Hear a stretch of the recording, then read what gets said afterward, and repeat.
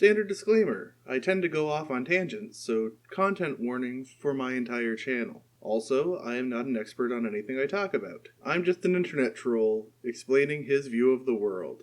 Throwing it back to more recently recorded me for the actual episode. Hello there, welcome to Lyrical Poetry with me, the Womborgor King. So there are a few questions I've gotten from my first video, so let's clear some of this stuff up. Question 1. Am I really a wombat? Yes. Question 2. Aren't wombats Australian? That's a racist stereotype. For your information, I escaped from a zoo, and then I gained sentience, learned the bardic arts, learned English, and started critiquing lyrics. Yes, that is the actual lore I'm going with.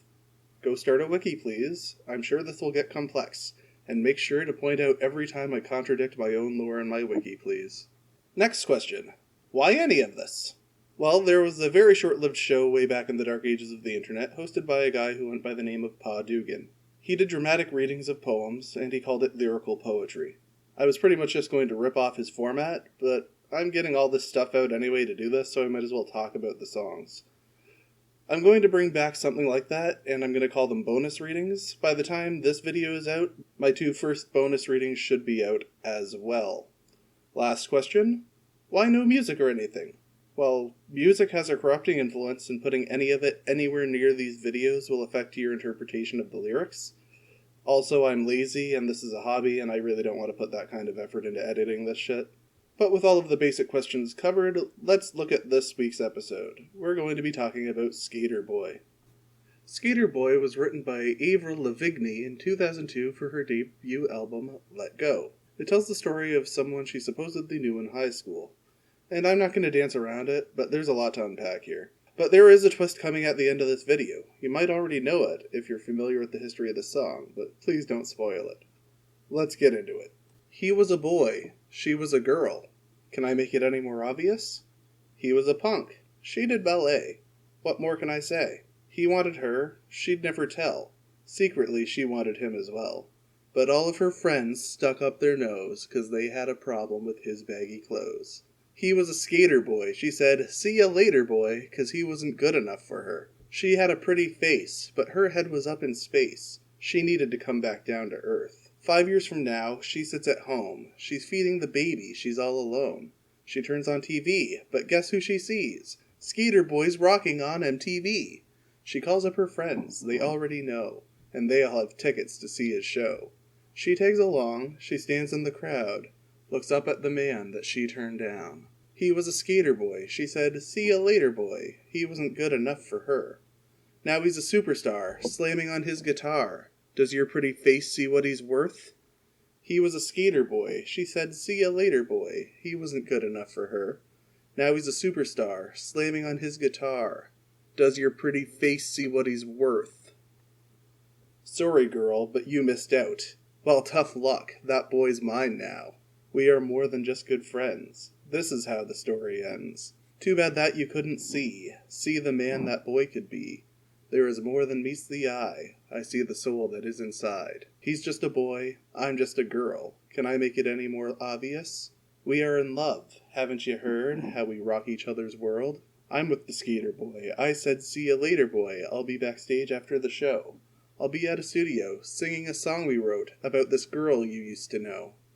I'm with the Sk8ter Boy. I said, "See ya later, boy." I'll be backstage after the show. I'll be at a studio, singing the song we wrote, about the girl you used to know. So I'm sure you can easily see what my entire problem with this song is. It's pro-capitalist corporate garbage. Nah, I'm just fucking with you.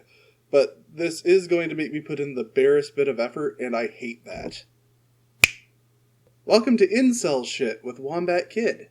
Considering the type of music I usually listen to, this will probably be a running segment. Yeah, let's look over the relevant passages here. So, starting here. He was a punk, she did ballet. What more can I say? Well, you could say a lot, because you're not really giving me a lot of information about these people. But if this is all the information you feel like you have to give me, then it sounds like he doesn't really have a lot of discipline, and she's the kind of person who does ballet and therefore requires a lot of discipline and structure in her life. So it sounds like they probably wouldn't make a compatible couple. He wanted her, she'd never tell, secretly she wanted him as well. How do you know this? Either she told you, in which case it wasn't secret, or she didn't, in which case you're making this up. Like, I know that one of my friends in high school was actually in love with me, but that's because I dated someone she was friends with in high school later on in life and she told me about it. That's not just something you know about somebody. Where did you get this information from, I guess is my point. But all of her friends stuck up their nose. They had a problem with his baggy clothes. Like, this might seem shallow, but if you're looking for a long-term relationship with somebody and not just somebody to fuck, them fitting in with your peer group is actually sort of important, especially in a very hierarchical place like high school. This is not unreasonable at all, and they're painting this like it's some horrible transgression she's made. Like, the next line I have a huge problem with is, but her head was up in space, she needed to come back down to Earth. This Sk8ter boy's dick is so good, the only way a woman would ever turn him down is if she was crazy. And the whole next verse is just about how much of a crazy woman she had to be to ever turn this guy down. And it ends with a chorus where it ends with, now he's a superstar, slamming on his guitar, does your pretty face see what he's worth? Like, yikes. That is not cool at all. This is pretty much guilting a woman for not wanting to date a guy in high school. That is fucked up. And it keeps going. Sorry girl, but you missed out. Too bad you couldn't see the man the boy could be. There is more than meets the eye. I see the soul that is inside. So, like, fuck any valid reason she had for not wanting to date this guy. She should have just gone ahead with it because he has a good soul, I guess. What a nice guy. But wait a minute. I promised you all a twist at the beginning of this video. Well, here it is. The song actually is pro-capitalist corporate bullshit. I wasn't joking earlier.